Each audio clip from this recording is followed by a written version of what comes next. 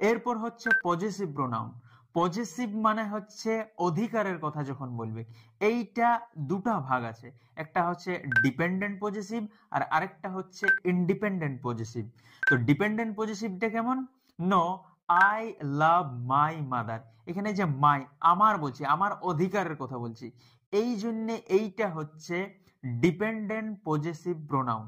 সেই রকমই হচ্ছে উই লাভ আওয়ার মাদার, সেই রকমই হচ্ছে ইউ লাভ ইয়োর মাদার, সেই রকমই হচ্ছে হি লাভ হিজ মাদার, সেই রকমই হচ্ছে শি লাভ হার মাদার, সেই রকমই হচ্ছে ইট লাভ ইটস মাদার, সেই রকমই হচ্ছে দে লাভস দেয়ার মাদার।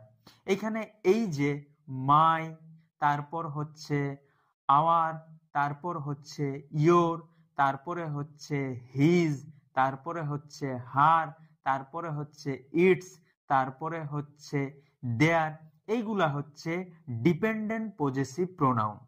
এরপর হচ্ছে ইন্ডিপেন্ডেন্ট পজেসিভ প্রোনাউন, মানে এইখানে পজেসিভটা ইন্ডিপেন্ডেন্ট থাকবে।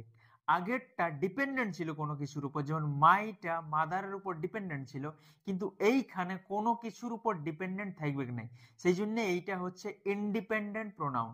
যেমন the food is mine, the food is ours, the food is yours,